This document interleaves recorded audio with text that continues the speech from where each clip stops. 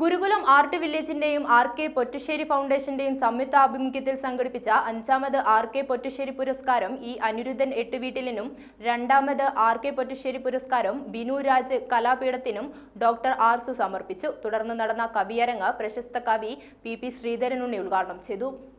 ഗുരുകുലം art വില്ലേജും RK. Pottassery ഫൗണ്ടേഷനും ചേർന്ന് 5ാമത് RK. Pottassery പുരസ്കാരം Kozhikode town ഹാളിൽ വെച്ച് അനിരുദ്ധൻ എട്ടുവീട്ടിലിനും ബിനുരാജ് കലാപീഠത്തിനും ഡോക്ടർ ആർസു സമർപ്പിച്ചു.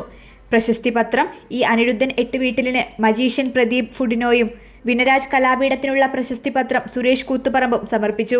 ദേശീയ അവാർഡ് ജേതാവ് സി. മനോജ് മാഷ് ആർ.കെ. പൊറ്റശ്ശേരി അനുസ്മരണ പ്രഭാഷണവും കവിയരങ്ങ് പ്രശസ്ത കവി പി. ശ്രീധരനുണ്ണി ഉദ്ഘാടനവും നിർവഹിച്ചു. തത്സമയ കാരിക്കേച്ചർ നൌഷാദ് വെള്ളിലശ്ശേരി, ഗുരുകുലം ബാബു, റഷീദ് പൂനൂർ, രഘുനാഥ് കുളത്തൂർ, പ്രൊഫസർ ബാലകൃഷ്ണൻ നായർ, രത്നാകരൻ മാഷ്, ജലീൽ വേങ്ങേരി, ആർ.കെ. മധുമാഷ്, സത്യൻ, നീലിമ രവി, ഇന്ദ്രൻ എന്നിവർ സംസാരിച്ചു. ACV news Kozhikode.